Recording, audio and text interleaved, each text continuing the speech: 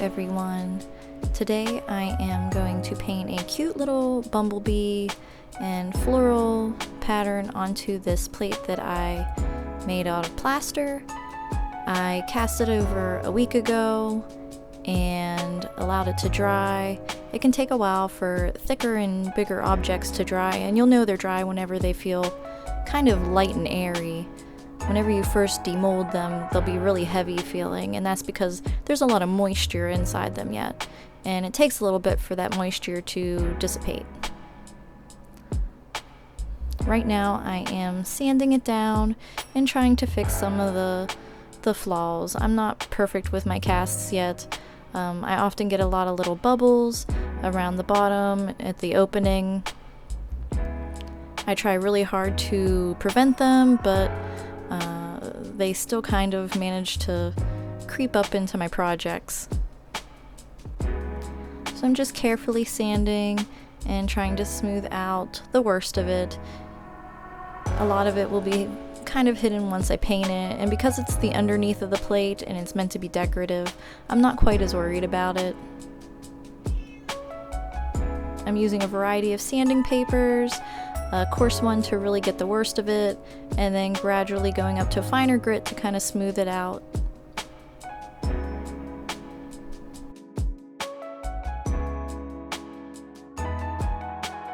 I use a brush to try to brush off some of the plaster. You really don't want to make a lot of dust because it's not good to breathe it in.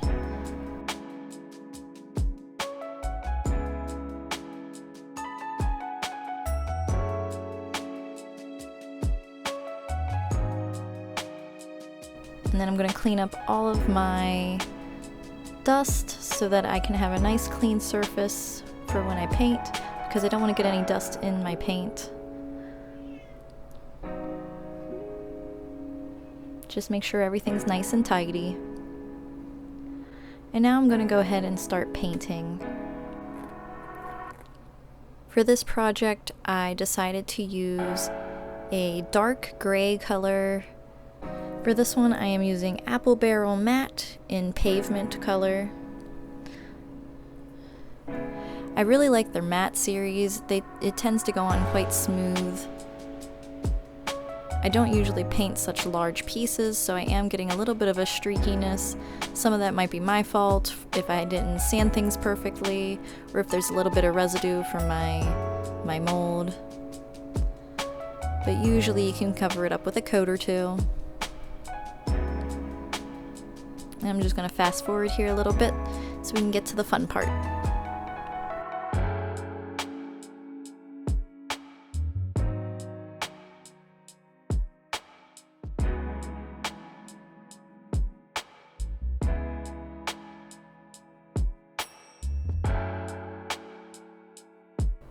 And now I'm painting the underneath of the plate. I don't always paint the center at the very bottom. I kind of like that it looks a little bit messier and handmade.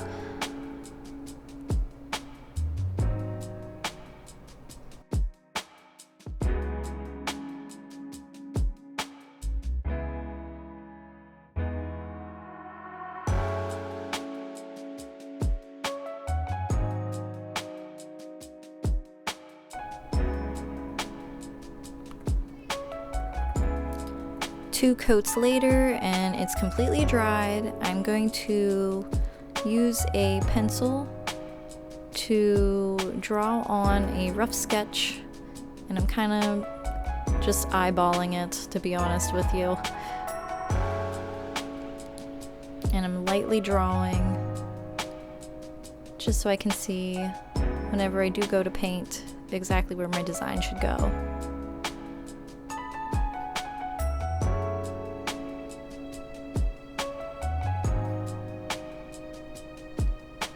When I was doing this part, I did mess up a little bit a couple times. I slightly carved into my paint because I was pressing just a little bit too hard with the pencil.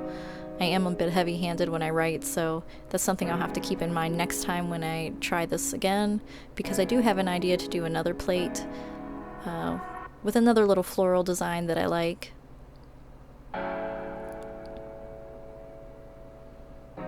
So I'm just sketching on a little bee right now.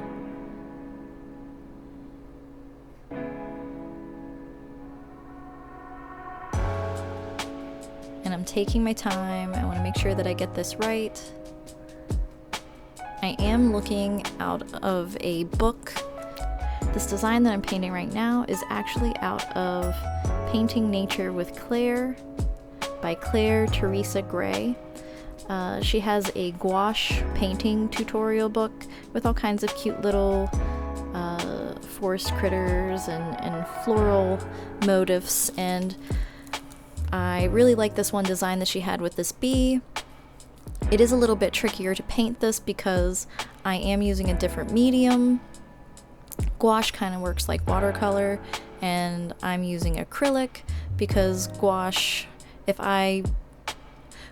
is not permanent. It's very much like a watercolor, so if it gets wet, it'll smear and it blends kind of strange. And I don't want my image to get messed up whenever I go to seal this piece. So I'm going to try to paint something similar with acrylic. It does take a little bit of a different skill to try to do a watercolor image, but with acrylic. I'm not too worried about it looking perfect. I want it to look a little bit handmade and cottagecore. I'm going to go ahead and fast forward here so that you can get to the next part where we start painting.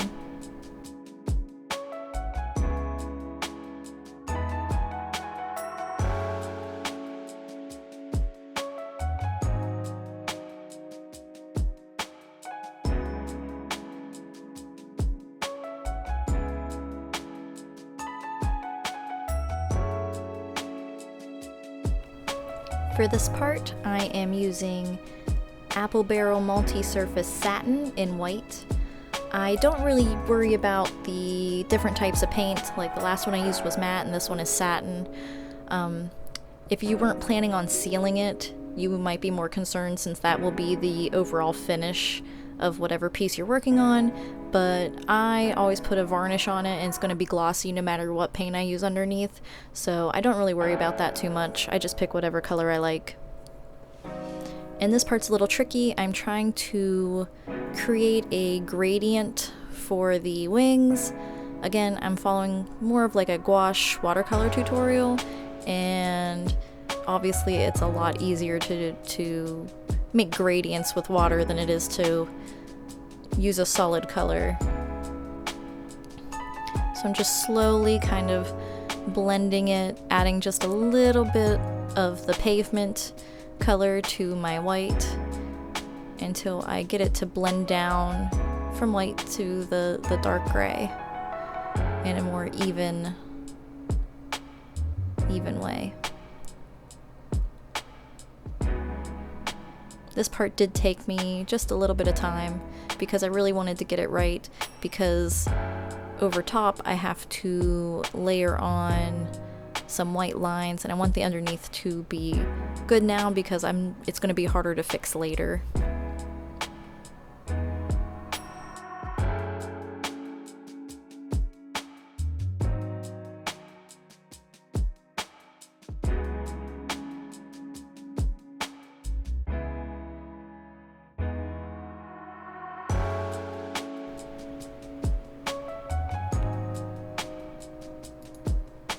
Okay, I'm pretty happy with that. I think the gradients look pretty decent.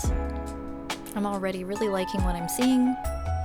And now I'm going to take the white color again and start drawing on the legs and details. Again, I'm not really worried about it looking too perfect, and I'm trying to follow the sketch that I did, but if I get out of line, I'm just going to use the dark gray color to touch up the edges so that you won't see my pencil. Something that I've really been struggling with when I'm making my designs. I'm not very good at doing fine liner work. I really struggle. Again, it's the heavy-handed issue. I'm starting to learn that just a light bit of pressure, you can get just a little thin line, and that's what I'm trying to practice here. I actually started getting better with it. I had been doing some nail art because my one coworker really likes painting her nails, and I do kind of like the look of nail art and stuff. I'm not one for painting my nails, but it's kind of fun. And you don't have a large canvas, so you have to really be careful whenever you're painting. And surprisingly, that has actually helped me paint my just in general better, because I'm being forced to draw smaller and I have to draw thinner lines. Again, if I mess up, I can always go back over with the pavement, but I'm really trying to practice doing smooth, thin lines in one stroke or two. Now I'm going to paint my little beehive, and I'm just using the white. The image that I'm looking at, it kind of looks a little rustic, so I'm okay with a little bit of the pavement showing through, especially in the center. Again, I'm trying not to be heavy-handed because that is an issue that I have. And I'm just taking my time and painting in each of the little shapes until I get to the bottom of my little beehive.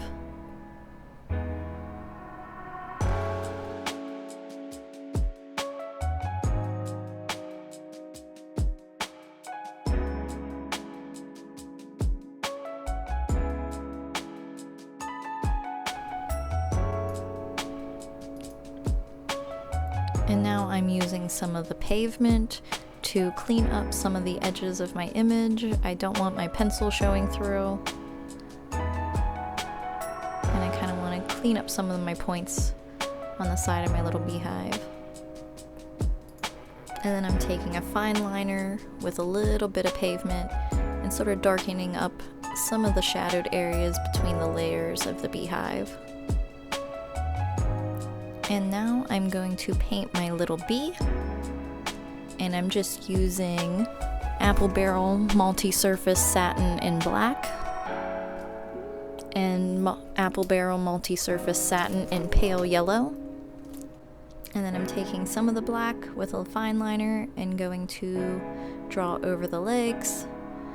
I don't want to paint directly onto the white because I want the white to kind of look like a little highlight. So you can see the leg is black, but then there's this little white around the edges that kind of makes it look like the light might be shining off of his little legs.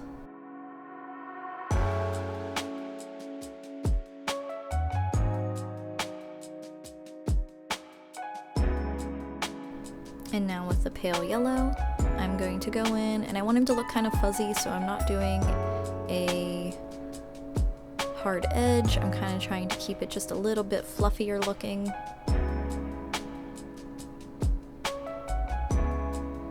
I want it to be fuzzy with uneven edges. And already I'm really loving the design of this. I think it's looking super cute. If you decide you want to do something like this, my advice to you is to just paint. Don't get too strict. Don't think about making it look perfect. This year when I've been painting, I've kind of just been trying to let go and just see what happens. And surprisingly, my paintings have gotten better whenever I decide to just not care and just paint what I see and just let whatever happen, and don't stress too much about making it look perfect. And now I'm taking a fine liner with some white, and I am painting the veins onto the wings. I did feel a little stressed here because I didn't want to mess up the wing underneath because I spent so much time trying to create that beautiful gradient. So I'm really being careful.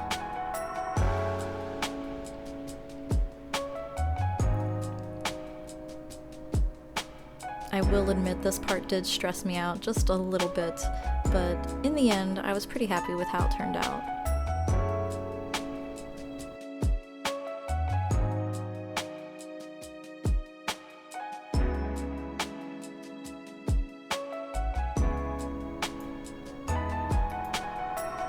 And now I'm just finishing touching up some of the areas of the bee where I want just maybe a little bit more white to show as a highlight and a little bit more form. And darkening up some of my yellow. It did take 2 coats of the yellow to get the opacity that I wanted.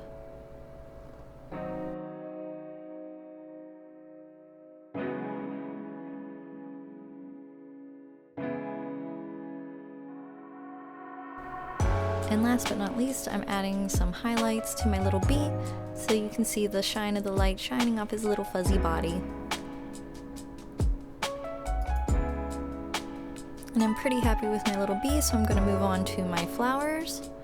On this side, I'm painting daisies, and I'm using the white with a little bit of a smaller round brush to just almost basically make a line, a little thick line that is a petal.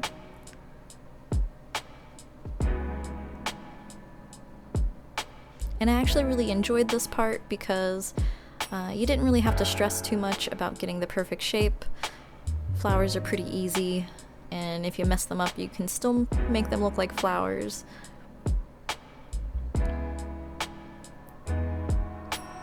The white is a little bit see-through, so I do have to do 2 coats by the end of this to get the opacity that I want. It does take a little bit more work when you are working on a dark background, but for this design, I think it looks really pretty on this pavement gray.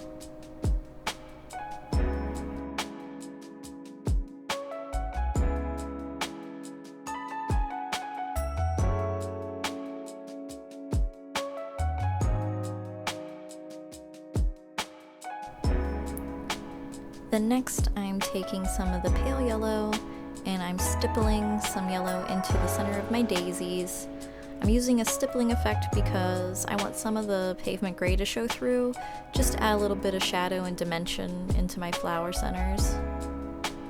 And then over on the other side, I continue using the pale yellow to make some black-eyed Susans, and I'm using the same method where I just sort of make little lines that are petals, but I'm doing it in a slightly different shape.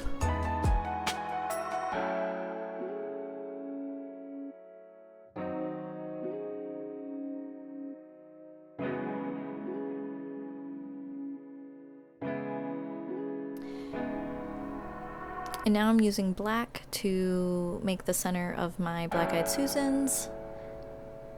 And I'm doing a similar stippling effect, but it's not quite as noticeable on this side as it is on the daisies. One thing I did notice when I was painting the flower portion of this project was that my sketch did show through in a lot of areas, so I did have to spend a lot of time with the pavement color trying to hide the sketch that was underneath because I didn't want my shiny pencil lines showing through. And now I'm using Apple Barrel Multi-Surface Satin in soft green. This is by far one of my favorite colors. It's such a pretty green, and it goes on so smooth. And I'm using a fine liner brush to carefully draw them on. I am trying to take my time because I really do want thin little lines. And I know that that is not my strong suit when I'm painting, so I'm putting in a little bit of effort here. And then I'm painting on some little leaf shapes. I'm not being too precious with it. It's kind of like the flowers where it's just a little organic shape. It doesn't have to be perfect.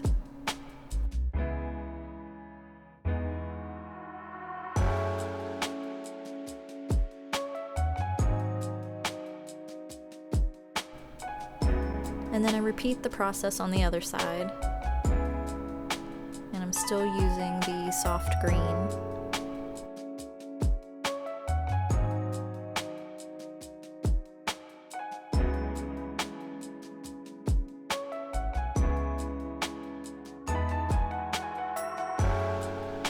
When I get to this part, I realize I feel like it needs another little flower there so that it kind of looks a little more symmetrical with the other side, and I decide to make just another little closed flower up in this little section.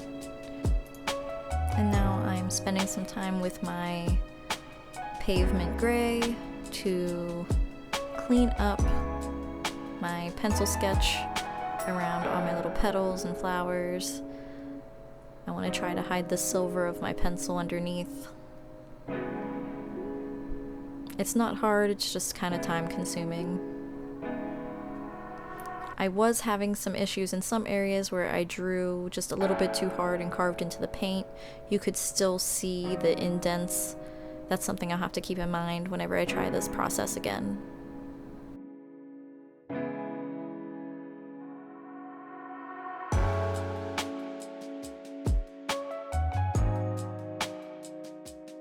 At this point, I'm now using some Apple Barrel multi-surface satin in fern green. I do kind of wish I would have maybe used just a slightly darker color, but it still kind of worked in the end. And I'm just adding a darker shade to all the leaves and stems just to give it a little bit more dimension. It's not showing up great on the camera, but whenever I finish the plate and seal it, I think it stands out more.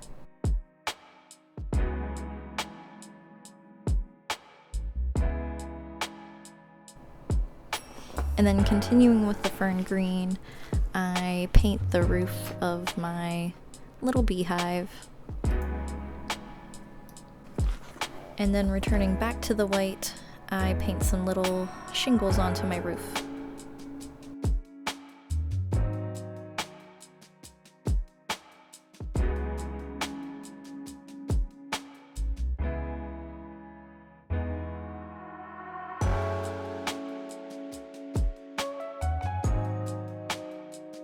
And now I'm taking my fine liner brush and a little bit of black and going to add in some details.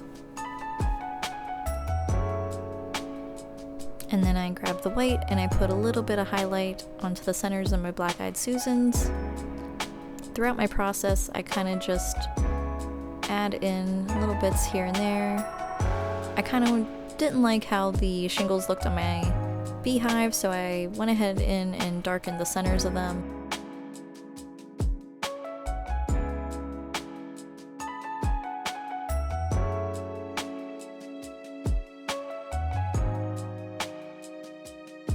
Now at this stage, I'm kind of just cleaning up a little bit of the pavement gray. I can find a little speckle or a part that wasn't quite painted as dark, and I'm just cleaning up everything. Now I didn't show you this part, but I did use triple thick to seal in my piece, and it took 2 layers, and it did take over 48 hours for it to totally dry.